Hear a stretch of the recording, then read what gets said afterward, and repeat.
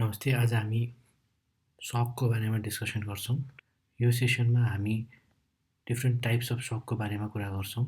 त्यसपछि त्यो different types of सकको कारणहरू के हो भन्ने डिस्कसन गर्छौँ र यो विभिन्न किसिमको सकहरूलाई हामीले कसरी अप्रोच गर्ने, डायग्नोसिस गर्नलाई र म्यानेज गर्नलाई हाम्रो अप्रोचेसहरू के हो भन्ने डिस्कसन गर्छौँ र लास्टमा म्यानेजमेन्ट यो अल टाइप्स अफ सकको म्यानेजमेन्टको डिस्कसन गर्छौँ।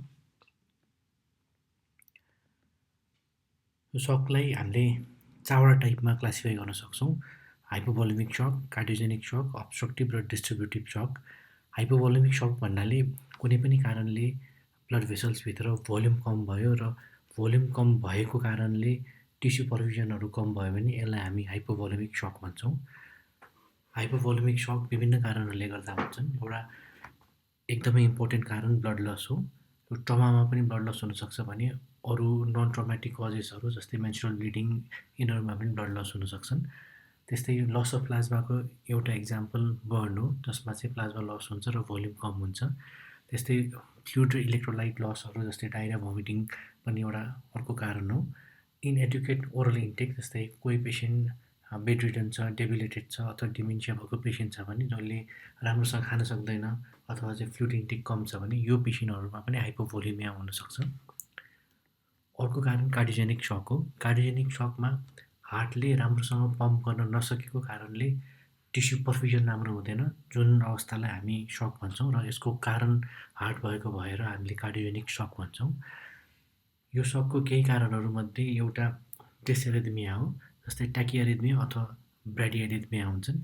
ट्याकिएरिथमियामा हार्ट एकदमै फास्ट बिट गरिरहेको हुन्छ, जसले गर्दा डायस्टोल एकदमै सर्ट हुन्छ र यो डायस्टोल सर्ट भएको कारणले डायस्टोलमा फिलिङ कम हुन्छ। यो फिलिङ कम भएपछि अब सिस्टोलमा हार्टले एडुकेट अमाउन्ट अफ ब्लड चाहिँ पम्प आउट गर्न सक्दैनन्, जसको कारणले गर्दाखेरि कार्डियोजेनिक सकमा पेसेन्ट जान्छ भने अर्को ब्राडिएरिथमिया, जहाँ चाहिँ कन्ट्र्याक्सन राम्रो हुँदैन अथवा एडुकेटली कन्ट्र्याक्ट नभएको कारणले पेसेन्ट सकमा जान सक्छन्।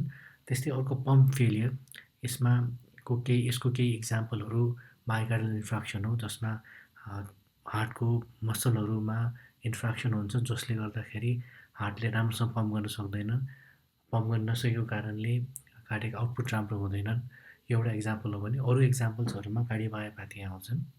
अर्को भ्याल्भुलर डिस्फङ्क्सनहरू, जुन चाहिँ भाल्भको डिस्फङ्क्सन भयो भने स्टेनोसिस अथवा रिगर्जिटेसन हुन्छन्, जसले गर्दाखेरि इफेक्टिभ कार्डियक भोल्युम आउटपुट हुन सक्दैनन्, जसमा फेरि पनि टिस्यु पर्फ्युजनहरू कम हुन जान्छन्।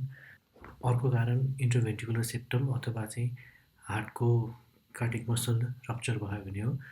यो भेन्ट्रिकल सेप्टमहरू रप्चर हुँदाखेरि हार्टले राम्रोसँग पम्प गर्न सक्दैन, जसको कारणले कार्डियोजेनिक सकमा पेसेन्ट जान्छ। अर्को कारण अब्स्ट्रक्टिभ सक हो। अब्स्ट्रक्टिभ सकमा पेसेन्टको भेन्ट्रिकुलर फिलिङ कम हुन्छ, भेनस रिटर्न कम भएको कारणले भेन्ट्रिकुलर फिलिङ कम हुन्छ, जसले गर्दाखेरि कार्डियक आउटपुट कम हुन जान्छन्। अब्स्ट्रक्टिभ सकको केही इक्जाम्पलहरूमध्ये टेन्सन न्युमोथोर्याक्स हो, पेरिकार्डियल टेम्पोनाड हो र पल्मोनरी इम्बोलिजम हो। डिस्ट्रिब्युटिभ सकमा कुनै पनि कारणले ब्लड भेसल्सहरू अथवा भासोडाइलेटेसन हुन्छन्। यसको केही कारणहरूमध्ये एउटा सेप्सिस हो, जसमा इन्फ्लामेटरी मिडिएटर्सहरू रिलिज भएको कारणले भेसल्सहरू एक्सेसिभली डाइलेट हुन्छन्। त्यस्तै एनाफाइल्याक्सिस हो, जसमा हिस्टामिनहरू रिलिज भएको कारणले भेसल्सहरू एक्सेसिभली डाइलेट हुन्छ। यो भोल्युम त्यति नै हुन्छ, तर स्पेस बढेको कारणले गर्दाखेरि टिस्यु पर्फ्युजन राम्रो हुँदैनन्। टिस्यु पर्फ्युजन राम्रो नभएपछि फेरि पनि टिस्यु हाइपोक्सिया भयो र यो स्टेटलाई चाहिँ हामी सक भन्छौँ र यसरी भएको सकलाई हामी डिस्ट्रिब्युटिभ सक भन्छौँ। अर्को इम्पोर्टेन्ट कारण डिस्ट्रिब्युटिभ सकको न्युरोजेनिक सक हो। यसमा स्पाइनल कर्ड इन्जुरी हुँदाखेरि बडीमा सिम्प्याथेटिक टोन लस हुन्छ। सिम्प्याथेटिक टोन लस हुँदाखेरि भेसल्सहरू डाइलेट हुन्छन्, जसको कारणले गर्दाखेरि पेसेन्ट सकमा जान्छ। यति चाहिँ 4वटा डिफ्रेन्ट टाइप्स अफ सक हो। Thank you.